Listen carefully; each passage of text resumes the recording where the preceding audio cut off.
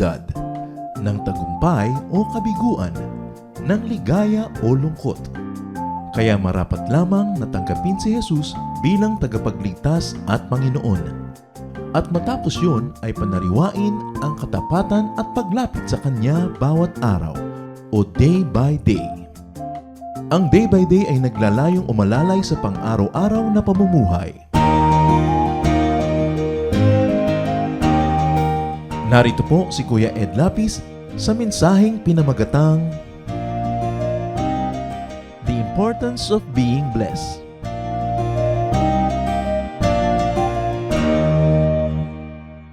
Ang ating pong pag-aaral ngayon pinamagatang The Importance of Being Blessed. The importance of being blessed. Ang kahalagahan na tayo po ay tumatanggap ng pagpapala or blessing. Heavenly Father, we thank you for today. We thank you, Lord, for your goodness, for your mercy. We thank you for sustaining our lives, our health, our well-being. Salamat po, Panginoon, sa inyong pagkilos sa aming kalagitnaan. At ngayon, hinihiling namin kayo po ang maging tagapagsalita. Kayo po ang maging tunay na speaker. Pagpalain niyo nga po kami, ituwid kami sa aming mga kalikuan. Itaas po ang inyong sarili at ang inyong pangalan. At nawa, Panginoon, ang inyong kabutihan, maging kabutihan namin. Lord, make your servant only a channel of your blessing, your footstool. But please be our speaker. In the name of Jesus Christ of Nazareth, our risen Lord, our Savior, our King, we reject and drive away all work and all presence of evil. And we ask you, Father, please speak to your people. Kayo po ang sa maging tunay na tagapagsalita. At nawaan yung mga salita ay maging pagkain ng aming espiritu, maging ng aming katawan, ng aming emosyon, ng aming lahat-lahat, maging kalakasan, gamot, at pagtutuwid sa amin. Mangusap po kayo may kapangyarihan, and we ask your Holy Spirit, please enable us. Kung ano man ang makakasagabal para kami tumanggap ng lubos at ganap na pagpapala, pawiin niyo po aming Diyos. At palitan niyo po ng inyong presensya, ng inyong pabor, ng inyong pagbabasa. Descend upon your people, sit on your throne of power, lead us, teach us, Father. In Jesus' mighty name we pray. The importance of being blessed. Napakahalaga po ng merong blessing, sapagkat maraming pagpapagod kung walang blessing, wala rin namang pinauuwi ang mabuti. Who is the giver of blessing? The giver of blessing is none other than God. God is the giver of blessing. At marami po siyang bine-bless. For instance, God blesses nature. Ang kalikasan ay bine-bless niya rin. Genesis 1:22, God blessed them and said, be fruitful and increase in number, and fill the water in the seas, and let the birds increase on the earth. At sa katunayan, binless niya po ang buong creation. God also blesses humankind. Genesis 1:28, God blessed them, referring to the man and the woman, and said to them, be fruitful and increase in number, fill the earth and subdue it. Rule over the fish of the sea and the birds of the air, and every living creature that moves on the ground. So there is blessing for humankind. There's also blessing for the Sabbath. Genesis 2:3, and God blessed the seventh day and made it holy, because on it he rested from all the work of creating that he had done. God also blesses the nations. Psalm 33 verse 12. Blessed is the nation whose God is the Lord, the people he chose for his inheritance. God also blesses certain types of people. Psalm 1, for instance, verses 1-3. Blessed is the man who does not walk in the counsel of the wicked, or stand in the way of sinners, or sit in the seat of mockers. Blessed, but his delight is in the law of the Lord, and on his law he meditates day and night. He is like a tree planted by streams of water, which yields its fruit in season, and his leaf does not wither. Whatever he does prosper. So the Lord blesses individuals. Mga tao, mga type ng tao, at mga individuals. For instance, Genesis 24:1, Abraham was now old and well advanced in years, and the Lord had blessed him in every way. So meron po mga tao na tumatanggap ng napakaraming blessing. In every way they are blessed. Meron naman mga tao na hindi masyadong tumatanggap siguro. Meron mga taong kulang-kulang ang tinatanggap nila na pagpapala. Hindi nila malaman kung bakit ganun. Pinagpapala niya yung mga ibang ganitong grupo ng tao, pag ganitong ginagawa, meron naman mga individual, talagang pinagpapala. Sa katunayan, sa Genesis 32:24-28, kung paano na-bless itong si Jacob. Makikita po natin kung paano siya tumanggap ng malaking pagpapala. So Jacob was left alone, and a man wrestled with him till daybreak. When the man saw that he could not overpower him, he touched the socket of Jacob's hip, so that his hip was wrenched, and wrestled with the man. Then the man said, "Let me go, for it is daybreak." But Jacob replied, "I will not let you go unless you bless me." The man asked him, "What is your name?" "Jacob," he answered. Then the man said, "Your name will no longer be Jacob, but Israel, because you have struggled with God and with men, and have overcome." Ito po isa sa mga very interesting aspects ng Old Testament. God came in the form of a man, at pagkatapos nakipagbuno kay Jacob, at natalo ni Jacob. Hindi makapanapanalo yung Diyos na nagkatawang tao kay Jacob, hanggang ginamit niya yung kanyang isang kapangyarihan at hinipo niya yung hip at nalinsad yung buto ni Jacob, at siya ay ibang klase ito. Sabi ng man, Diyos na nagkatawang tao, "Hawalan mo na ako, haalis na ako." Sabi niya, "Hindi ko kayo bibitawan, hindi niyo ako pinagpapala." At siya ay pinagpala, at sila talaga ang pangalan niya, ginawang Israel, at siya ang naging father ng nation na ito, in a way of speaking. Kasi nagkaroon ng mga 12 tribes yan, mga anak niya, etc., etc. But God appeared to bless Jacob. Kung minsan din nakikipaglaro kayo ng chess sa tatay niyo, pinapapanalo niyo siya, dahil baka uminit ang ulo pag natalo. Minsan nagpapatalo ka talaga, gusto mong magmukhang bida yung kalaban mo, nagpapatalo ka. Marami pong mga wives, ganun ang ginagawa, nagpapatalo sa husband kunwari, para yung husband naman yung ego niya huwag nasaktan. Yung mga matitinong tao kung minsan, alam nila kung kailan dapat mukhang nagpapatalo ka. But si Lord chose na matalo siya doon sa wrestling na yon, kasi naman gusto niya talagang i-bless si Jacob. But what was good about Jacob was Jacob was wise to recognize God, and wiser still to ask for blessing. Sabi niya, "I will not let you go unless you bless me." What a condition! So nakikita po natin that God is the giver of blessing. Meanwhile, the reflector and channel of that blessing is people. People are the reflector and channel of God's blessing. Dahil ang Diyos ang lumikha sa tao at ang tao nilikha niya sa kanyang wangis, dapat ang tao nakakagawa ng ginagawa ng Diyos, and God should be able to reflect God's glory, to be able to do God's work, and to be able to be like God in many ways. Kaya ang tao sa lahat ng kinreate ang maaari mag-reflect ng glory, ng blessing ng Diyos. Therefore, people are to bless God. How do people bless God? We bless God in return. We were created to reciprocate. We were created to do God's deeds.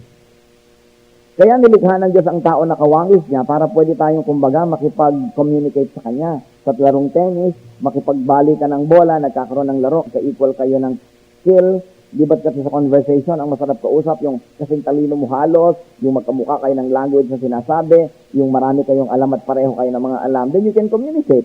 And that's one of the reasons why God created man in His image. So that there will be someone like Him, so that there will be someone who can communicate with Him, who can love Him in return, can also bless Him. In other words, pwedeng makipagbalik-balik ka ng communication, pati ng blessing. So people are to bless God. The first reason why we were created is that so we can bless God. We can bounce back to Him, the blessing He gives us, and bless Him in return. Now, He doesn't need our blessing because He is God, but He wants it. And that's how He created us. So kailangan binibigay natin yon. Yung mga blessing na yan, to bless the Lord, sometimes is to adore God, to worship God, to praise God, to give God happiness and delight. That is also that is part of the many meanings of blessing God. Psalm 103 verse 1. Praise the Lord, O my soul, all my inmost being. Praise His holy name. So dapat pinupuri natin ng Diyos. When we praise God, we bless Him. What else can we know about people as reflectors of God's blessing? Godly people can bless fellow humans. That authorized people are to bless fellow humans. Sino yung mga godly? Sino yung mga authorized people? Those who were given authority. Those who were given positions, office, spiritual offices, to be able to bless people. Talagang si Lord bilang source of blessing, meron siya mga channels of blessing. May chain of command. Laging may dinadaanan ng kanyang mga blessing. So ang mga tao naman, by word, by action, can bless. So by words and by actions, blessings can be given. Pwede ka magbigay ng blessing through word, at kung yun ay galing sa puso, it becomes a blessing. And also by action. Genesis 9:26, he also said, "Blessed be the Lord, the God of Shem." So this time, human beings blessing God through words. Blessed be the Lord. People can also bless people, especially those who are given authority to do so. Genesis 27:27-29. So when he went to him and kissed him, When Isaac caught the smell of his clothes, he blessed him and said, "Ah, the smell of my son is like the smell of a field that the Lord has blessed. May God give you of heaven's dew and of the earth's richness, an abundance of grain and new wine. May nations serve you and peoples bow down to you. Be Lord over your brothers, and may the sons of your mother bow down to you. May those who curse you be cursed, and may those who bless you be blessed." Ito po ang blessing na ibinigay ng Ama sa anak. Sabi niya, ang blessing ay sa'yo. Ang magbe-bless sa'yo, mabless nawa. At ang manunumpa sa'yo, masumpain din. What can we learn here? Na tumatalbog ang curse or blessing sa mga blessed. That if you are a blessed person, pag may nagbe-bless sa'yo, tumatalbog yung blessing, bumabalik din sa kanya, nabe-bless din siya. Pero pag blessed person ka, may nag-curse sa'yo, tatalbog din yung curse, babalik din sa kanya. Kaya yung kasabihan natin nung maliliit pa tayong talbog sa akin, dikit sa'yo. Nangyayari. Especially if you are dealing with somebody who's anointed, who is really blessed by God. Bumabalik doon sa mayroong binitawan na salita o mga thoughts, yung binitawan nila. So Isaac blessed Jacob at sabi, "May those who bless you be blessed. May those who curse you be cursed." In fact, in the whole of Genesis 49, Jacob naman in turn blessed the tribes of Israel. Sa kanya kasi pumunta yung blessing ng ama niya, kung siya ngayon na magbe-bless doon sa mga descendants. Kaya sabi sa Matthew 5:44, "But I tell you, love your enemies and pray for those who persecute you." Why? Because prayer is a blessing. When you pray for people, you bless them. At pagka naman yung mga blessed people, mga anak ng Diyos, lalo't kinakasihan ng presensya ng Espiritu, ang nag-bless sa iba, yung blessing nila bumabalik din sa kanila. At pagka naman, sila ay bine-bless, yung blessing na dumadating sa kanila, tumatalbog din pabalik sa nag-bless. We should understand this mechanics because it has always been like that. Kaya ang bilin ng Diyos sa kanyang mga anak sa 1 Peter 3:9, "Do not repay evil for evil, insult with insult, but with blessing, because to this you were called, so that you may inherit a blessing." Pag ninamnam natin yung salitang yan at analyzing niyo po yung sinasabi ng verse. Huwag palitan ng mali ang mali. At ang mali, palitan ng pagpapala. Pagpalain ang mga gumagawa sa'yo ng mali. Sabi gano'n, kasi yan ang dahilan kung bakit ka tinawag ng Diyos. You were called by God, you were saved by God, you are now God's child, so that you will be a blessing and not a curse to people. So that God can use you as a channel of His blessing. Not that Satan can use you as a channel of all his terrible things. Sabi kayo mga anak ng Diyos, naging anak kayo ng Diyos at kayo tinatawag kayo at ang calling sa inyo ito, to bless. Therefore, wherever we go, mga anak ng Diyos, we should be blessings, not curses. Pag dumadating tayo sa buhay ng tao, dumadapo tayo sa kanilang buhay, dapat yung buhay nila umasenso, gumanda, dahil dumapo tayo, hindi pumangit. Dapat sumaya sila, hindi lumungkot. Umasenso ang buhay nila, hindi bumagsak. Napatuwid sila, hindi lumiko. Dapat ganun ang ministry ng mga anak ng Diyos. Sabi kasi, to this, you were called. This is the reason why you were commissioned. You were called by God out of darkness so that you will be in the light. And being in the light, you also become a little light that wherever you go, darkness gets lighted up. Kaya baligtad na baligtad, pagka yung Kristiyano, siya pa yung bad influence. Pag yung anak ng Diyos, siya pa yung magtuturo ng mali sa kapwa. Pag yung anak pa ng Diyos ang nang-aakit sa mga hindi anak ng Diyos na magkasala. At sila, dahil kilala siguro, identified as godly or as religious, nabibigyan pa nila tuloy ng appearance of correctness sa mga mali nilang ginagawa. Dahil sasabihin ng iba, nagba-Bible study yan, Christian yan, baka naman yung ginagawa niya ngayon, tama. Bakit na ginagawa? Nagiging ka tuloy authority. But remember, kahit anong bahay ang puntahan natin, dapat tayo nagiging blessing. Nagpunta ka sa isang picnic ground, mas luminis yun kaysa nung bagong dating ka, hindi ang iniwan mo kalat. Pumunta ka sa isang magkakaibigan, tahimik ang buhay nila, hindi nagka-intriga. Hindi may nagmamahalan, sisingit ka, guguluhin mo, makaagaw ka. Dahil we were called to become blessing. Pag kami negosyo ang inyong kapatiran, ng ating mga kapatid, pag bumili ka, hindi puro discount ang hinihingi. Dahil hindi ka na blessing nun, nagiging ka ng curse. Hindi ka naman stockholder, you expect a discount. Kailangan nagiging blessing. Pumunta ka sa negosyo ng may negosyo, pagkatapos kayo mag-transact, hindi kayo richer. Ikaw naman, nakuha mo yung gusto mo, at kung na-develop mo rin yun into something else, you also become enriched. Hindi yung lahat na lamang ng one relationship, one way. Ikaw kuha ng kuha, kabig ng kabig. You don't become a blessing. Hindi yung kung nasa dorm ka o marami kang roommate, pagpasok mo, nagising na lahat ng tao dahil bagsak ng bagsak ang pinto, ang iyong paa, ang ingay-ingay mo. Hindi ka blessing. Isa kang sumpa sa mga natutulog. So ano, manghihiram ka ng isang bagay hanggang hindi habol-habol, hindi mo isusole. Hindi ka blessing nun. Kailangan ang tao, blessing. Maaari niyo bang sabihin sa katabi niyo yan? Dapat blessing ka. Diba? Sabi sa'yo, ikaw, blessing. Kaya dapat nagkikita yung blessing to each other.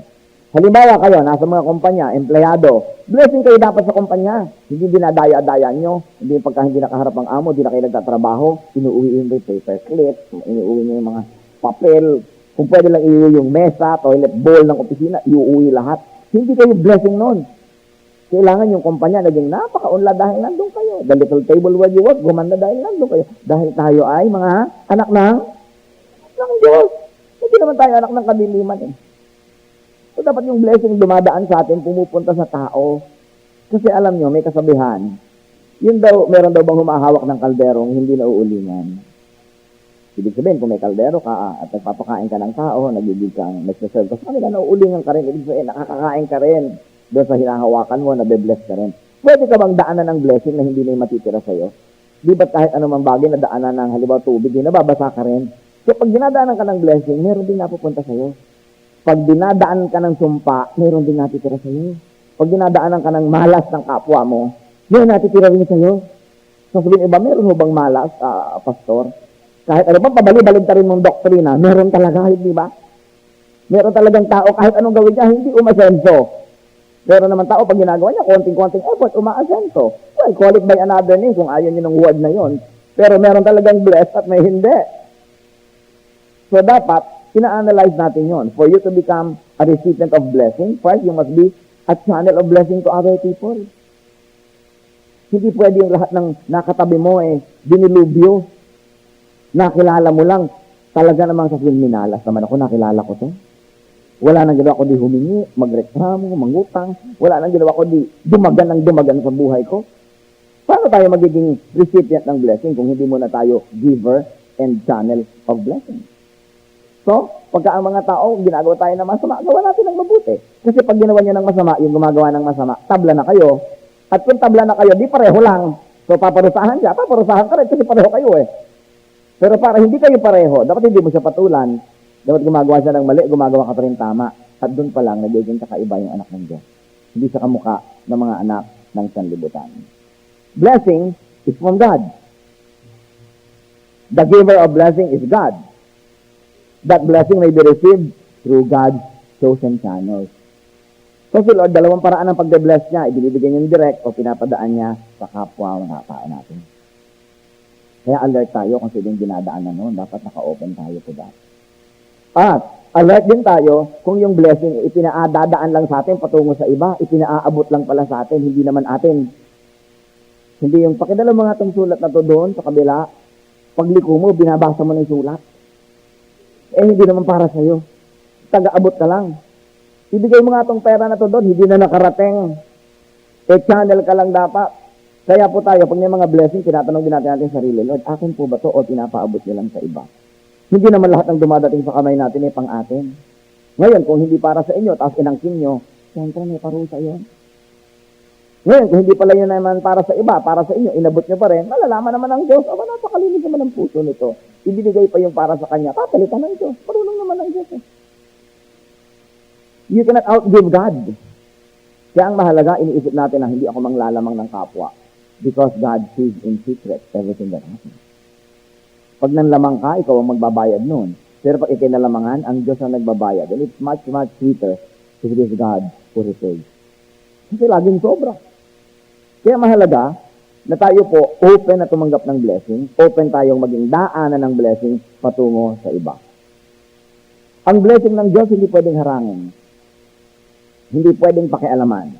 Tulad ni Balak, he hired Balaam to curse Israel. Sa Numbers 22, verses 6, and so on, may istorya ito. Si Balak ay hari, kalaban niya ang Israel. Lagi na lang nanalo yung Israel. Ang ginawa nga niya, binabayaran niya yung prophet. Sabi, halika, sumpain mo Israel. At ako naman ay manalo. Numbers 22, verse 6. Now come and put a curse on these people, because they are too powerful for me.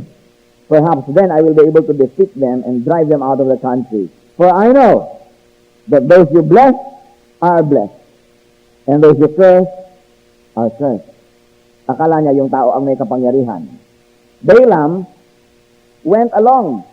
Pumayag siyang siya bayaran. Pero tuwing susumpain niya ang Israel, blessing ang lumalabas sa kanyang bibig. Balaam ends up blessing Israel. Kaya sa Numbers 23, verse 11, Balak said to Balaam, "What have you done to me? I brought you to curse my enemies, but you have done nothing but to bless them." So Balaam explains his actions in Numbers 23, verse 12. He answered, "Must I not speak what the Lord put in my mouth?"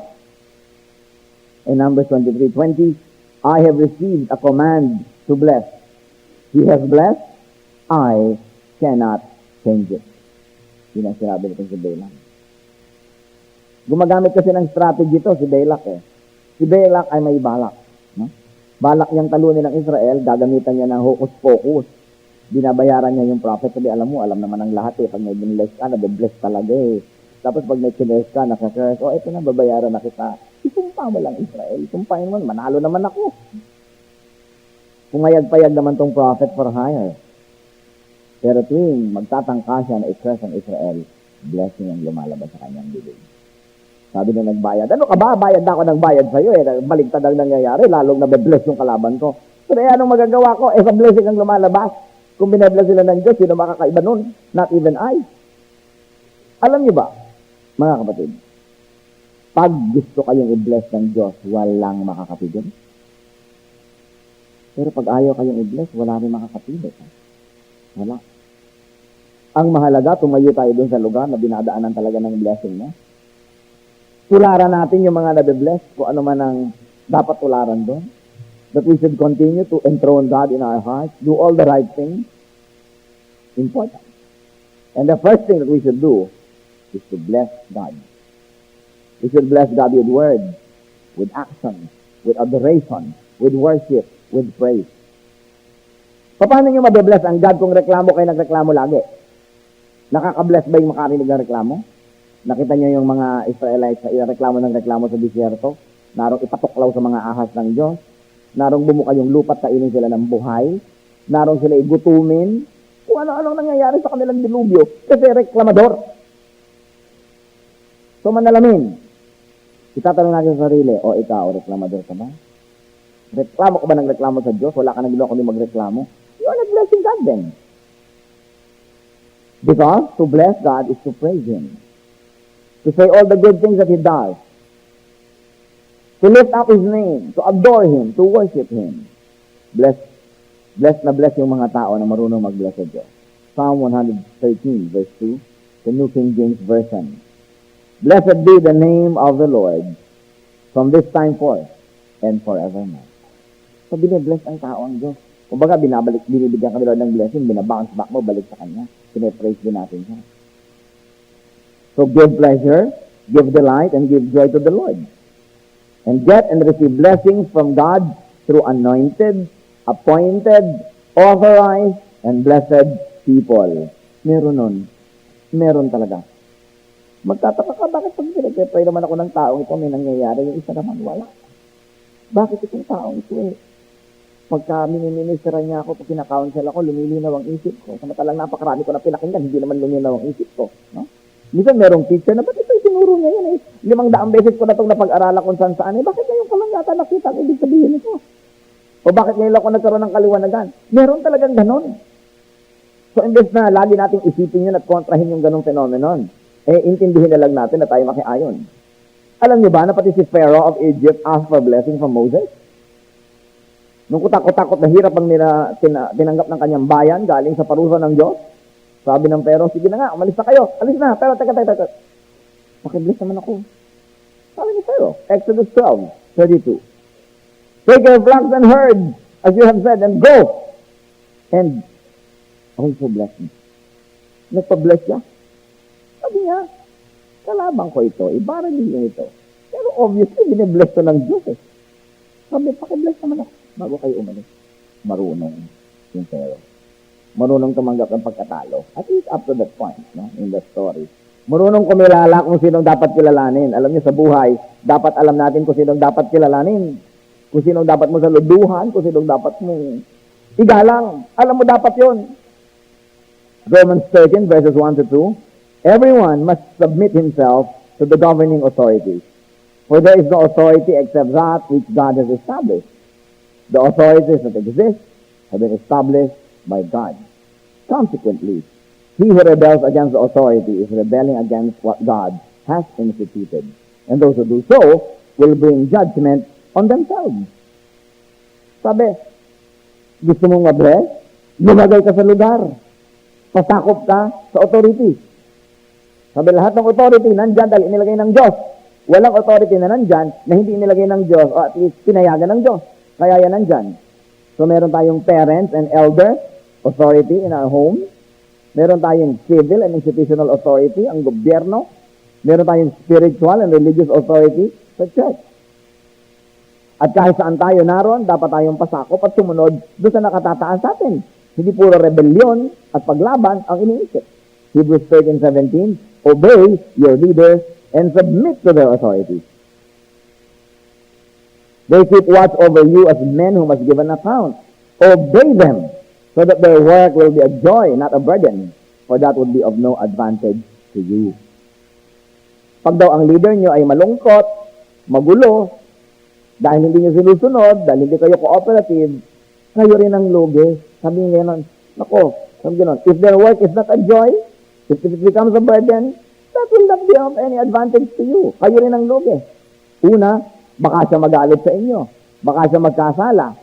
O nagkasala siya ngayon, baka mawala yung blessing na dumadaan sa kanya papunta sa inyo. Di nabarahan, dinanlugi in the end.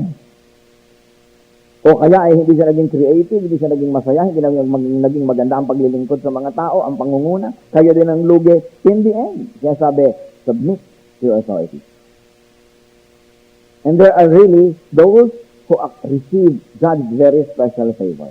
Those who are blessed, anointed, empowered. You don't know why God and how God does it. Pero meron. Sa Zechariah 2:8, sabi niya, whoever touches you, the end of the line, touches the apple of his eye. In other words, kung sinong kumukontra sa inyo, kinukontra nila ang Diyos. Kung sino ang sumasalungat doon sa hinirang ng Diyos, sumasalungat sa Diyos. At pag sinaktan niya yan, sinasaktan niya ang Diyos. Whoever touches you, touches the apple of his eye. Yung apple of God's eye. So 1 Samuel 26 verse 9, si David nagkaroon na ng pagkakataong patayin si King Saul na walang ginawa naman yung King Saul kundi habulin at pagtangkain patayin si David. Pero hindi niya ginawa kahit gusto na rin ng mga tauhan niyang patayin yung hari. Sabi ni David sa 1 Samuel 26 verse 9, but David said to Abishai, don't destroy him, meaning Saul. Who can lay a hand on the Lord's anointed and be guiltless? Sino ang maaaring magbuhat ng kamay doon sa inanoint at kinless ng Panginoon at pagkatapos hindi siya magbayad, na hindi siya maging guilty? It's a great guilt to lift your hand against the Lord's anointed. So David did not do what he could have done. And that was to kill Saul. Kasi natutulog, nalapitan nila, kaya na niyang patayin. Hindi niya ginawa. Kanya, who can do that and be guiltless? Ni-respect ni King David si Saul because God anointed Saul. Kahit pa nga si Saul was very imperfect, had a lot of mistakes, ang dami-dami niyang mga maling desisyon, ang inirespeto ni King David yung anointing na ibinigay ni Lord si Saul. At hanggang hindi obvious na yung binawi na namatay na si Saul, hindi siya gumawa ng anumang bagay para saktan, kalabanin yung hari. Kahit pa nga, maraming ginagawang mali yung hari. Kasi hindi naman imposible sa Diyos na yung mga malina na binigyan niya ng anointing and authority, tanggalin niya sa power. Kaya naman niya. Because it is His who puts king into thrones and authority. And remember this, do not cheat and steal blessings. Meron pong isang tao, ito'y true story. Humingi ng blessing sa kanyang pastor. Pastor, meron po akong gagawin, pakibigyan niyo naman po ako ng blessing. Kasi alam niya sigurong importante yung blessing eh. Ang pastor naman, ano naman ang gagawin mo na kailangan ng blessing ko? Eh hindi, pagpe-pray ko pa ho kung sasabihin ko sa inyo eh. Basta't bigyan niyo na lang ako ng blessing. Yun ang pastor eh, trusting. Siguro mabuti ang kalooban. Ibinless, o sige ko ano man yan, di binibless na kita. Alam niyo po bala ang balak nung humihingi ng blessing ng pastor? Isplitin yung church, humiwalay, at maghakot ng mga members ng church sa kanyang grupo. At tinangka talaga't ginawa, nabigo lang nga. In other words, ito yung naonse niya, nalanse niya, nauto niya na pastor na nagbigay ng blessing, pero hindi in-honor ng Lord yung transaction, hindi binless yung binebless ng pastor. Kasi it is eventually really the Lord who gives the blessing eh. Channel ka lang eh.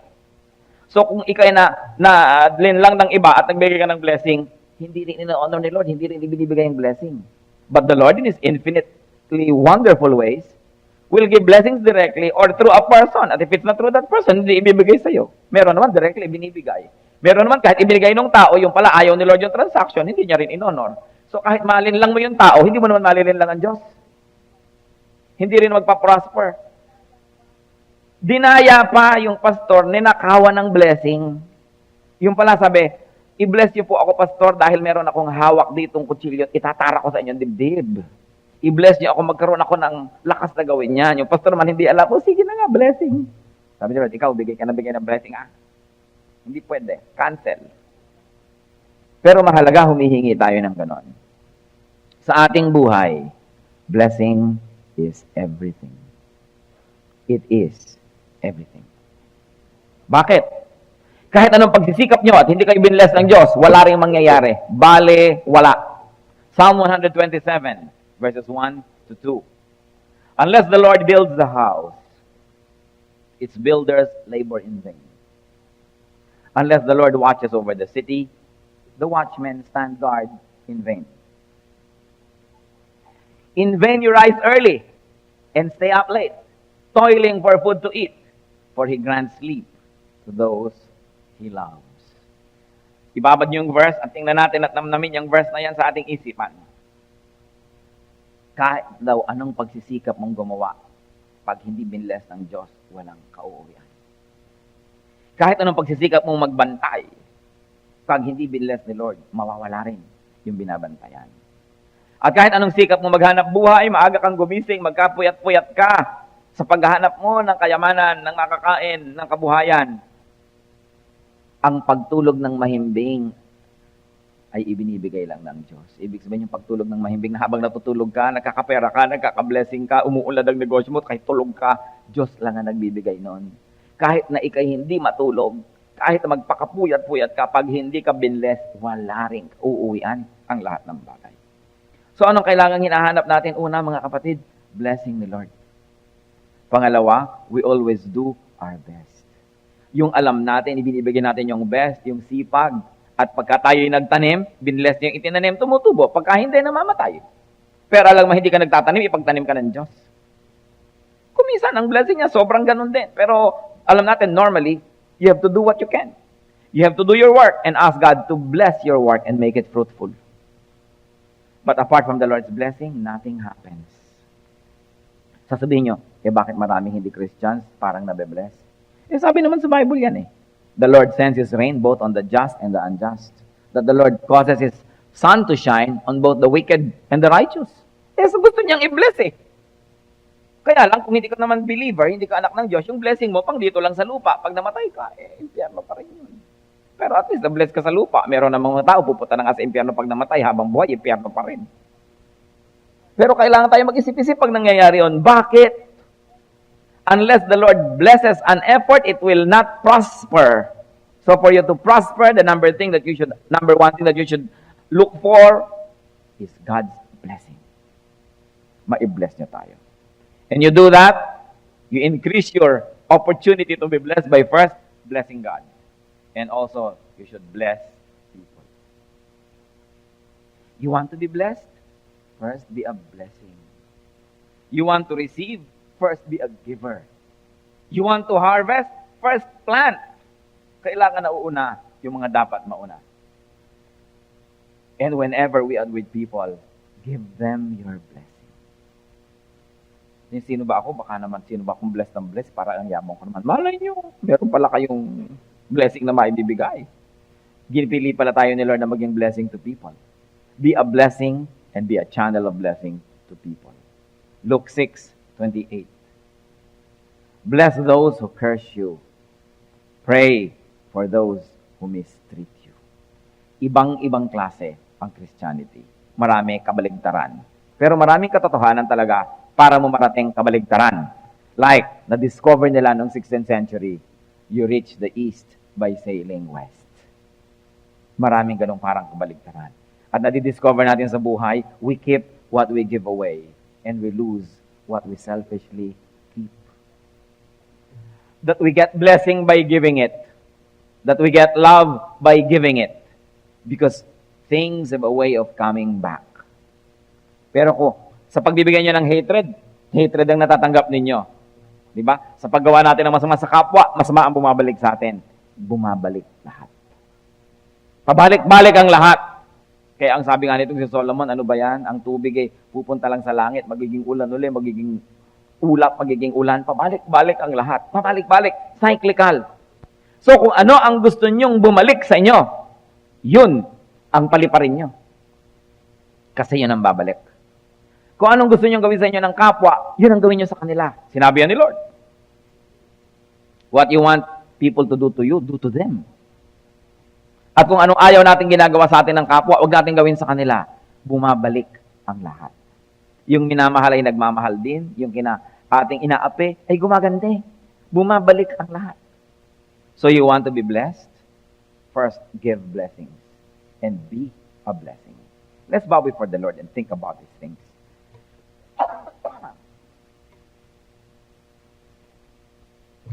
Ano po ba ang binibigay natin sa ating kapwa?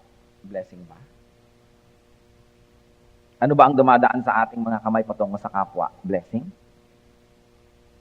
Ang mga salita ng ating bibig tungkol sa kapwa, anong lumalabas na words? Blessing? Kasi yan ang babalik. Nagtatanim ba tayo para umani? Ano ang dapat nating gawin para lalo tayong mabless ni Lord? While blessing cannot exactly be earned, but at least we should always stand in the path of blessings. And one of the surest way to do that is to be a blessing to yourself. I'd like to challenge each one. Sino pong mga tao ang pwedeng mabless dahil sa inyo? Ginagawa niyo ba yung pinaka-best para sila mabless? Kung teacher kayo, are you giving your best? Preparing your best? Kung tayo ay employer, are we giving our employees the best that we can give? Kung tayo po employee, are we giving our employers the best services, the best labor? Are we giving to the Lord, to the church, our best efforts, our best talents, so that the best will also go back to us? We are surrounded by so many people. Those that do their best always receive good things. They may not always receive the best things, but definitely they don't get the worst things. Because life is cyclical. Ang itinatanim, inaani. Sa ilang saglit po ng katahimikan, pagbulay-bulayan natin, paano pa tayo mas magiging blessing sa ating kapwa? Kung kayo isang asawa, paano kayo magiging lalo pang blessing sa inyong asawa? Sa inyong anak, sa inyong magulang, sa inyong kapatid, sa inyong kasambahay, sa inyong kasama sa gawain, sa ministry. Tayo ba'y pabigat o pagaan sa kapwa? Tayo ba ay blessing when we walk into people's lives? Is the world much better because we're here? Think about these things and ask the Spirit to lead you in personal applications so that the Word of God may accomplish His holy purpose.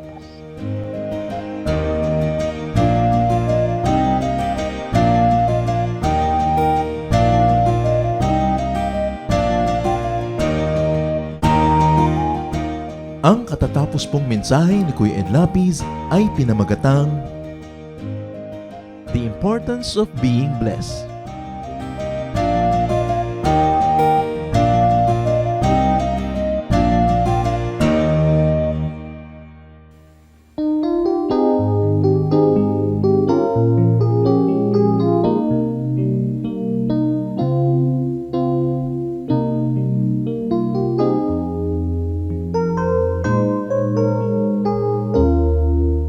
Nang ang buhay ko nooy laging nangangamba,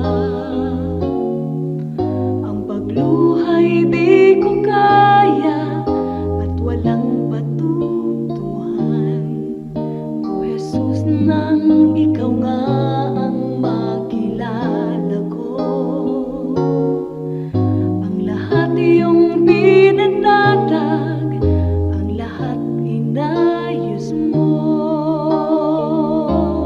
Kapayapaan na nagmumula sa'yo,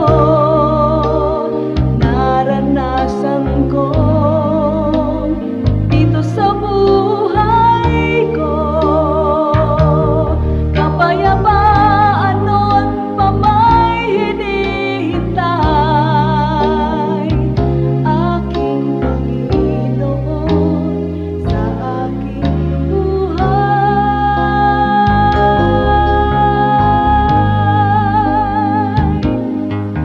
Sa gitna man ng unos, kung ang takot ay ganap, sa pagtawag kay Jesus, papayapa ang lahat.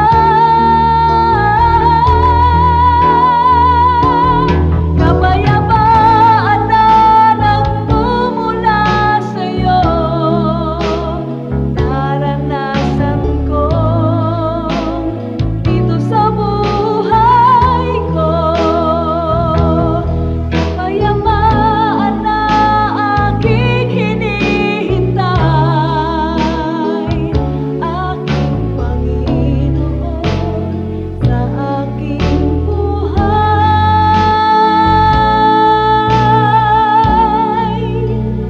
sa aking buhay.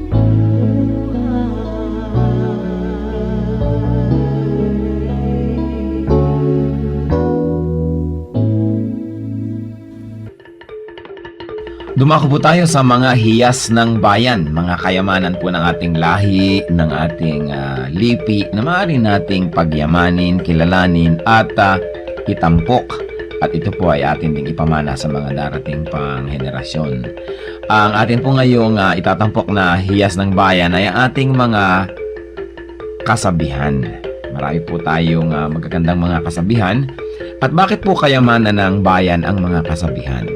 Sapagkat ito po ay mga karunungan na naipon, sinala, niliglig, binuo ng panahon. Sa tagal ng ating mga karanasan bilang isang bayan, bilang mga mamamayan, bilang tao, ang ating po mga ninuno ay nakabuo ng mga salawikain na nakabase sa mga mahahaba, matatagal at malalalim na mga karanasan. Kaya dapat lamang namang pahalagahan ng mga kasabihang ito, sapagkat hindi naman tayo basta-basta makakaimbento ng kasabihan sa loob ng isang araw o isang linggong karanasan. Kailangan po ang mahabang pag-oobserba sa buhay, pagdidili-dili, at pagkatapos po ay pagbubukas ng isip. Ang ating pong kasabihan na itatampok sa araw na ito ay galing sa Katagalugan: ang kahoy na likot baluktot, hutukin hanggang malambot. Kung lumaki at tumayog, mahirap na ang paghutok. Talaga nga naman po, tamang-tama.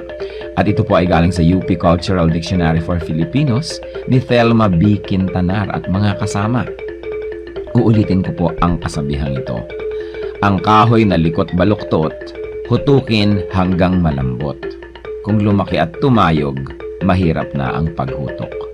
At siyempre, ito po ay hindi naman talaga tungkol sa mga kahoy ang pinag-uusapan. Bagamat napakaganda po nung nakikita natin dito na imagery, yung kahoy nga naman na puno habang maliit pa lang at malambot pa ang mga sanga at malambot pa ang katawan at medyo likuyan o baluktot o kung saan-saan pumupunta, kayang-kaya pa nating hutukin, lagyan ng suhay at iurong dito o kaya ay patigasin sa ganong patungong direksyon.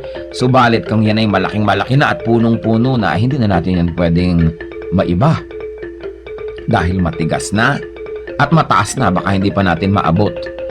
At ito po naman siyempre yung metaphor na ito ay may kinalaman sa pagpapalaki ng mga bata, sa paghubog ng kaisipan, sa paghubog ng mga paniniwala at mga pagpapahalaga. Napakahalaga ang pagtuturo sa bata ng mga konsepto ng tama at mali, ng maganda at ng mga hindi maganda, habang ang tao ay bata pa, habang ang kanyang isip ay mura pa, at habang siya ay masunurin pa, habang siya ay dependent pa at umaasa pa sa kanyang mga magulang o sa mga matatanda, habang siya ay teachable and impressionable, ay kailangan na dumating tayo sa talagang masusi at seryosong pagtuturo. Napakahalaga na turuan ng mga bata sa tamang panahon. Huwag po nating ipaurong-urong ang pagtuturo sa mga bata. Pag kami mga itinatanong, huwag natin sabihin, "O, bata ka pa, hindi mo pa malalaman yan, saka na pagtanda mo na." O kaya ay, "Ano ba, kabata-bata mo, ang dami mong tanong." Malalaman mo rin yan pagtanda mo. Kailangan po maingat tayo sa pagsagot sa mga tanong. Ibigay po natin ang mga sagot na tumpak at tama. At itrato natin ang mga bata na parang matanda kung ating kausap. Igalang din natin sila at bigyan natin ng mga tamang paliwanag. Tandaan po natin ang pagbabantay, ang pagtuturo, ang paghuhutok sa mga mumunting mga bata. Yan po ay magkakaroon ng panghabang buhay na epekto sa kanilang buhay. Kaya isa pong mahalaga na paalala rin sa ating mga magulang, bigyan natin ng oras ang ating mga anak, bigyan natin ng panahon na mahutok yan sa tama, sapagkat kapag malaki na, mahirap na po yan na ibahin pa. Kaya ilapit natin sa Panginoon habang maaga, palakihin natin ang may takot sa Diyos, palakihin natin na kasama ay mga mananampalataya, nadidinig ang salita ng Diyos, mga Kristiyanong awitin, at nang sa gayon, ang batang ito ay lumaking nasa tamang direksyon. Sabi rin po yan sa Bible, "Train up a child in the way he should go, and when he is old, he will not depart from it." Meron po tayong equivalent niyan sa ating pong kultura, sa ating mga kasabihan. At yan po ang hiyas ng ating bayan ngayon, kasabihang, "Ang kahoy na likot baluktot, hutukin hanggang malambot. Kung lumaki at tumayog, mahirap na ang paghutok."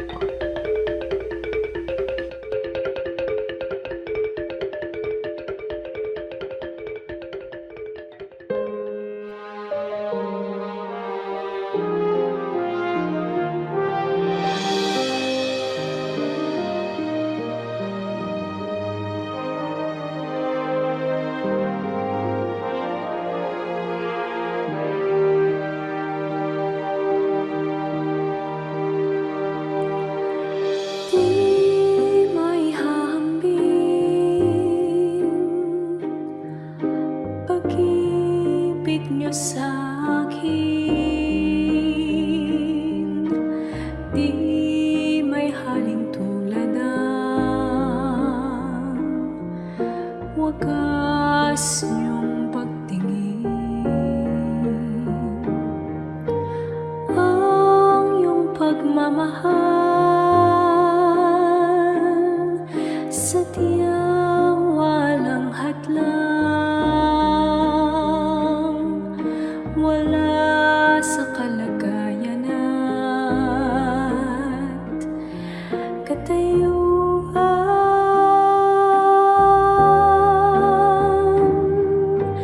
Hawak niyo aking kamay sa tuwing nanananglahay at sa tuwing magkamali. Walang hanggang pagpapala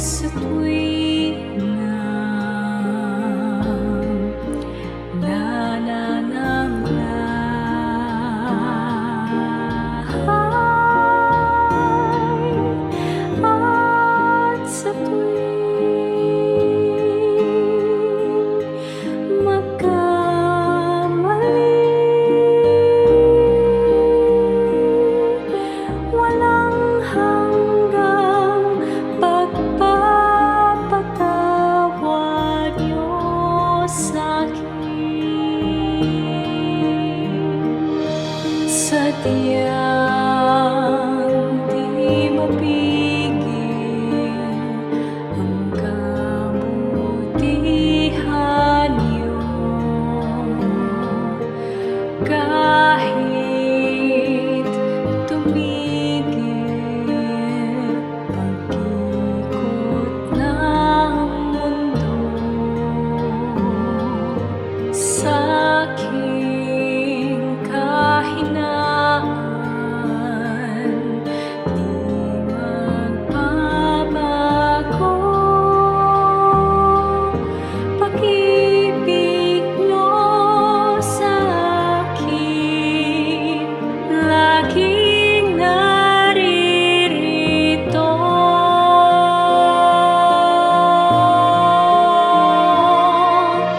Hawak niyo aking kamay sa tuwing nananamlay at sa tuwing magkamali. Walang hanggang pagpapatawad niyo sa'kin. Hawak niyo aking kamay sa tuwing nananamlay at sa tuwing magkamali.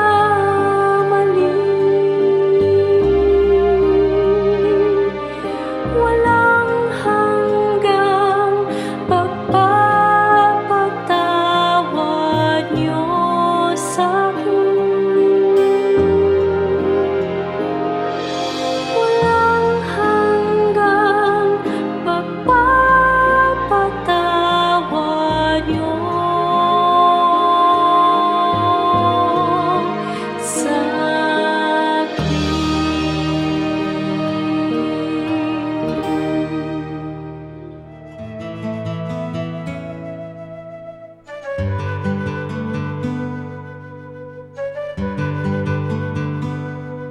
Bakit ang mga Pilipino mahilig magsama ng iba kahit sila lang naman ang iniimbita?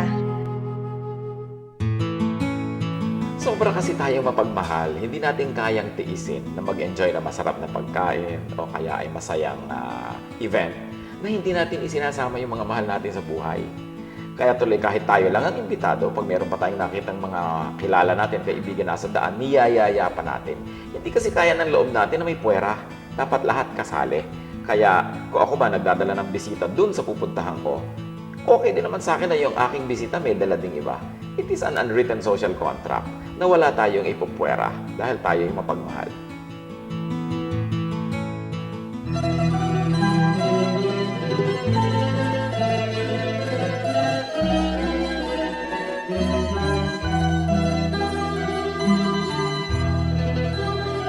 O Diyos, kayo'y aming pupurihin. Marapat na ito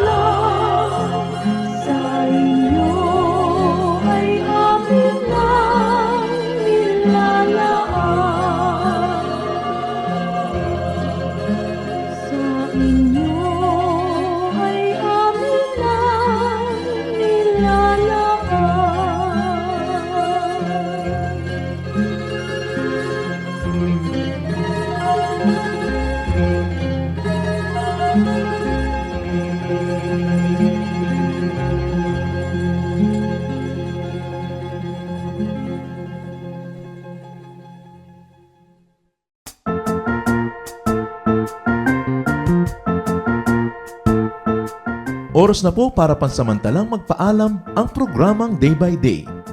Tayo po'y magsama-sama tuwing ika-6 hanggang ika-7 ng umaga, araw-araw. Magandang umaga po at mabuhay ang Panginoong Hesus!